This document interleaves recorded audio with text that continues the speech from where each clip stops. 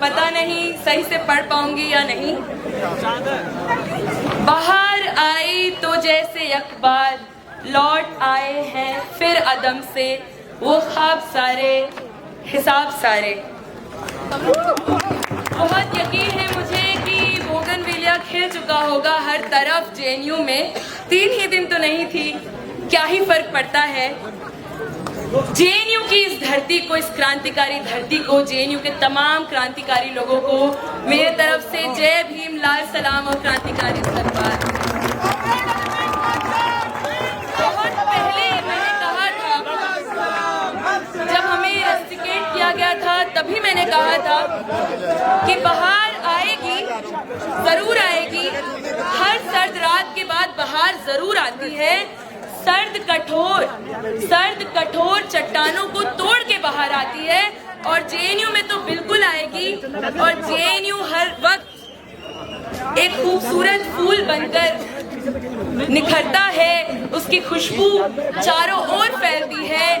और आप कितना भी हमें कुचलें, कितना भी हमें दबाएं, हम उतनी ही जोरों शोरों से खिल के निकलते हैं, उतने जोरों शोरों से उगते हैं, और हमारी सुगंध हर जगह फैलती है। और फिर वही होगा, फिर वही हुआ है।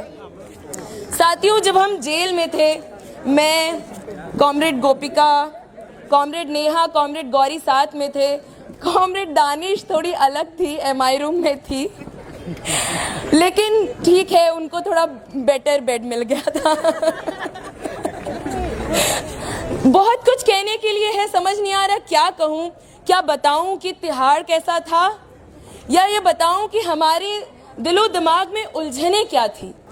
उन सारी उलझनों में एक उलझन सबसे ऊपर थी कि अब जेएनयू के पॉलिटिक्स का क्या होगा, कि अब एक प्रोटेस्ट करने के लिए, अपने हकों की मांग करने के लिए हमारे जेएनयू के गेट पे ताला लगाया, उस ताले को तोड़ने के लिए हमें तिहाड़ भेजा। इस सोच में हम पड़े थे कि अब क्या होगा। यहाँ आकर देखते हैं कि हम वही पाश के वही घास हैं कि तुम्हारे हर किए धरे पे उगाते हैं। हम ये सोच रहे थे, बार बार से हम पे इंक्वायरी कराया, हम पे एफआईआर पे फिर एफआईआर कराया, हमें गुंडे भेजे मारने के लिए, और तब भी उनका बस नहीं चला तो हमें गिरफ्तार करा लिया। हमारे बेल के बावजूद हमें जेल में रखा, और पूरी कोशिश की कि छुट्टियों पे छुट्टियां आती जाएं और हम जेल में रहें। कोई बात नहीं, हम स्टूडेंट्स हैं, हम पॉलिटिकल साइंस पढ़ते हैं, हम सोशियोलॉजी पढ़ते हैं। वहाँ पे भी हम लोगों से बहुत सारी हमने बातें की, जाना कि इंडियन स्टेट किस तरीके का जुल्म ढाता है। हमने वहाँ पे जाना कि किस तरीके से जो global machinery, global racist capitalist machinery है, वो इंडिया के तिहाड़ जेल में भी है। वहाँ पे भी आपको वही स्लेवरी मिल जाएगी, वहाँ पे भी आपको black women and black men would be doing slavery, cleaning toilets over there. ये बताना बहुत ज़रूरी है कि किस तबके के लोग वहाँ पे रहते हैं। हम तो 3 दिन में छूट गए। हम यहाँ से उमर खालिद और शर्जिल इमाम को याद करते हैं कि 5 साल कैसे वो बिताया होगा उन्होंने। ये भी बताना चाहते हैं कि गुलफिशा को बेहद मोहब्बत से लोग याद करते हैं। कहते हैं एक शार्प सी लड़की थी, अभी रिहा हुई है, बहुत प्यार करते हैं। और ये वही लोग हैं, वहाँ जाते हैं और इनको बेहद प्यार मिलता है। हमें भी बहुत प्यार मिला वहाँ पे। दूध नहीं पी पाएंगे तो छुपा के कॉफ़ी पिलाई हमको। हमें नमकीन, बेटा नमकीन खाओगे सुबह ले लेना। बहुत वहाँ से भी आके हमें लग रहा है कि हमें कितना प्यार मिला वहाँ, क्योंकि वो समझते हैं हमारी लड़ाई, वहाँ की महिलाएं हमारी लड़ाई समझती हैं। हमने वहाँ पे महिलाओं को देखा। बहुत मैं ग्लोरीफाई नहीं कर रही हूँ, बिल्कुल रोमांटिक जगह नहीं है वो, बेहद बुरी जगह है वहाँ जाने के लिए। लेकिन देखा कि परिवार से दूर, मर्दों से दूर महिलाएं कैसे रह सकती हैं। हमें क्यों जेल भेजा गया? एक बड़ा सवाल हम सबके दिमाग, अभी भी हम सोच रहे हैं कि हमें जेल क्यों भेजा। हमने ऐसा क्या किया? ये मार्च, ये जुलूस हर वक्त होते हैं, आखिर क्या वजह थी? ये वजह यही है कि अब हम यहां से इंडियन स्टेट की हिस्ट्री को ट्रेस कर सकते हैं कि लगातार हमारे फंडामेंटल राइट्स के डिग्रेडेशन का इतिहास रहा है। आज से 10 साल पहले इसी जेएनयू से कुछ लोगों को एंटी नेशनल टुकड़े टुकड़े गैंग करार करके जेल भेजा गया था। अभी उन्हें उतनी भी मशक्कत, उन पे झूठे इल्जाम लगाने के लिए बहुत मेहनत किया, और आज हमने क्या मांगा? UGC regulations, UGC equity regulations, Rohit act, Ambedkar की फोटो तोड़ दी उन्होंने, और अंबेडकर की फोटो, और उस समय अगर आप वहां के वीडियोस देख रहे होंगे, उस समय स्टूडेंट्स की तरफ से कोई भी प्रोवोकेशन नहीं था। वो उनकी मानसिकता, उनकी जातिवादी, मनुवादी, ब्राह्मणवादी मानसिकता थी जिसके तहत उन्होंने वो फोटो तोड़ी। और बाहर आके सुनने में आया कि इंडियन स्टेट ने ये ऑर्डर्स दिए हैं कि वो वीडियो हर जगह से हट जाना चाहिए। ये डर अच्छा है, ये डर अच्छा लगा कि आप समझ जाइए कि हम सब के लिए ये नाकाबिले बर्दाश्त है कि जिस फर्द ने ये दरवाजे हमारे लिए खुलवाए हैं, आप पहले ताले लगाएंगे, फिर उनकी फोटो तोड़ेंगे। हम ये बर्दाश्त नहीं करेंगे और इससे भी बड़ा संघर्ष करेंगे। हमें जेल भेजा गया क्योंकि हम ये चाहते हैं कि जिन लोगों ने संघर्ष करके ये दरवाजे हमारे लिए खुलवाए, बाबा साहेब अम्बेडकर ने, सावित्रीबाई फूले ने, उनके संघर्षों को हम जाया नहीं जाने दें। हम उतना लड़ के हम यहाँ तक आए हैं आपके कहने पर, आपके सोच पर कि ये सब तो कुछ नहीं होता, ये सब तो विक्टिमहुड है। हम इनकी लड़ाई जाया नहीं होने देंगे। साथियों, एनईपी पे ये जो पूरा मूवमेंट 1 महीने से चल रहा था, एसएल के साथी जानते हैं कि आपके स्कूल से स्ट्राइक शुरू हुआ। ये बात करना जरूरी है कि एनईपी जैसे कानून, पॉलिसीज लाई जाती है जहां शिक्षा हम लोग के लिए है ही नहीं। आपको आपकी फंडामेंटल ड्यूटीज पढ़ाई जाएंगी कि आपको क्या क्या करना है। तो बेसिकली अगर हम एनईपी के खिलाफ नहीं लड़ते हैं तो आपको प्रिजनर्स होने के लिए तिहाड़ नहीं जाना होगा। पूरे देश में पूरा देश एक प्रिजन बन के रह जाएगा और ये यही चाहते हैं।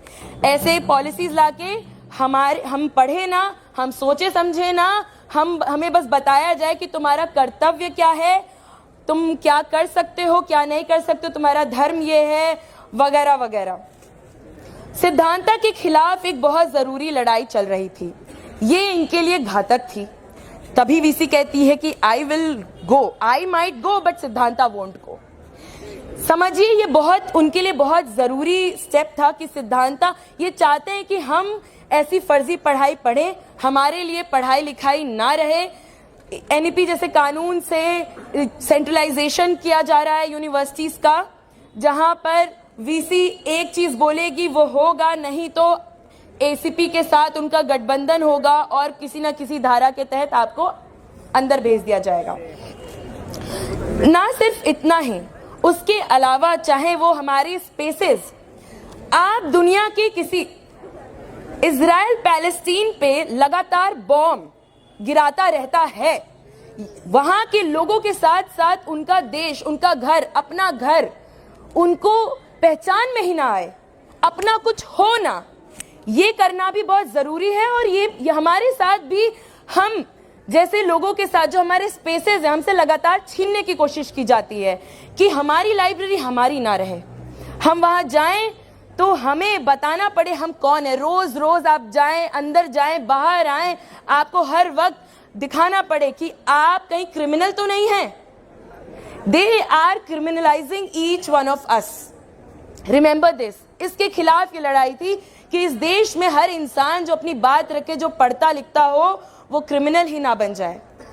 उसी दिन जिस दिन हमारा जुलूस था, उसी दिन देश के कुछ हिस्सों में, सूरत में तमाम जो मजदूर है, कॉन्ट्रैक्चुअल वर्कर्स है, वो भी एक बड़ा जुलूस निकाले अपने हकों के लिए कि 12 घंटे काम नहीं करेंगे। आप देखिए, ये सिर्फ हमारी लड़ाई नहीं है, देश के कोने कोने में लोग अपने अधिकारों के लिए लड़ रहे हैं, एक सुकून की जिंदगी के लिए लड़ रहे हैं, जहां पे उनको ना पढ़ने दिया जा रहा है। आपको पहले आपकी पढ़ाई खत्म की जाएगी, उसका एकेडमिक स्टैंडर्ड गिराया जाएगा, उसके बाद आप बाहर नौकरी के लिए जाएंगे तो आपको कहा जाएगा कि you are not qualified enough, आपके लिए नौकरी भी नहीं रखी जाएगी। ये तमाम एक सिस्टमैटिक चीज है जो हमारे साथ किया जा रहा है। बहुत कुछ नहीं बोलने का वक्त है, अब करने का ही वक्त है। और जेल से हमें बहुत बार बोला गया, पहली बार आए हो दूसरी बार मत आना। हमें नहीं पता कि अब आगे क्या होगा। बहुत कुछ आप सबके भी हाथ में है। फिर वही चीज़ दोहराते हैं कि अंदर बैठ के सोच रहे थे, कई दिनों से कह रहे थे कि rustication is the critical juncture point in the politics of JNU। उसके बियॉन्ड अब हम चले गए हैं, अब तिहाड़ चले गए हैं। Now this would be the critical juncture point of JNU's politics. We were worried but I think we don't need to be worried any more. आप लोग सब साथ में हैं, JNU आपके और हमारे हाथ में है। JNU को खत्म करना समझिए इनके लिए बहुत जरूरी है। बार बार दोहराते हैं कि JNU इनके लिए खतरा क्यों नहीं है, क्यों है? क्योंकि JNU है तब तक सस्ती शिक्षा का मॉडल है, JNU है तब तक महिलाएं चल फिर सकती हैं, घूम सकती हैं, बोल सकती हैं, JNU है तब तक लोग, हर वर्ग से आते हुए लोग डेप्रीवेशन पॉइंट्स के तहत, चाहे आप बैकवर्ड रीजन से हो, बैकवर्ड कम्युनिटी से हो, आप यहाँ पे बात रख सकते हैं, अपनी राजनीति कर सकते हैं। आपको सैकड़ों हजार पैसे नहीं चाहिए, आप बात रख सकते हैं अपनी, आपकी पॉलिटिक्स क्या है, आपकी सोच क्या है, वो JNU वो आपका वो इम्तिहान लेता है। तो ये एक आइडियोलॉजिकल वॉरफेयर भी है हमारे ऊपर। JNU का जंग सीधे दिल्ली में बैठे हुए लोग, जिनकी हमारी VC वर्शिप करती है, उसके खिलाफ है, या यूं कहें उनका जंग हमारे खिलाफ है। लगातार एक दशक से हम पे अटैक होते जा रहा है। तिहाड़ से ही शुरू हुआ था और वी आर श्योर अब तिहाड़ पे खत्म होगा। अब हम उनको बताएंगे कि आप हमें कितना भी डराइए, आप हमें कितना भी धमकाइए। आप दिल्ली पुलिस से लेके दिल्ली प्रिजन्स वहां गए तो हमें बताया गया ये दिल्ली पुलिस नहीं है, ये दिल्ली प्रिजन्स है, अंतर है। आप दिल्ली पुलिस से, दिल्ली प्रिजन से, कहीं से भी हमको डरवाइए, हमको डर नहीं लगता आपसे। आप और हमारा डर खत्म करते जाते हैं, उसके लिए आपको शुक्रिया, बहुत शुक्रिया। हमारे साथी भी आपसे नहीं डरते, हम भी आपसे नहीं डरते, इस देश के लोग भी आपसे नहीं डरते। लगातार आंदोलन चलते जा रहा है पूरे देश भर में। हम लोग, JNU के लोग को भी अब ये जानना चाहिए कि आप अकेले नहीं हैं, JNU अकेला नहीं है, पूरा देश लड़ रहा है अपने अपने अधिकारों के लिए। हम सब एक साथ आएंगे, हम सब लड़ेंगे और बाहर आएगी, सारे हिसाब खुलेंगे, सारे ख्वाब पूरे होंगे। और JNU एक ख्वाब है, हम सबका ख्वाब है और हम इसको किसी के हाथों कत्ल नहीं होने देंगे। इसी के साथ मैं अपनी बात रखती हूँ। शुक्रिया, बहुत शुक्रिया। इनकलाब जिंदाबाद, क्रांतिकारी इस्तकबाल, जय भीम, लाल सलाम।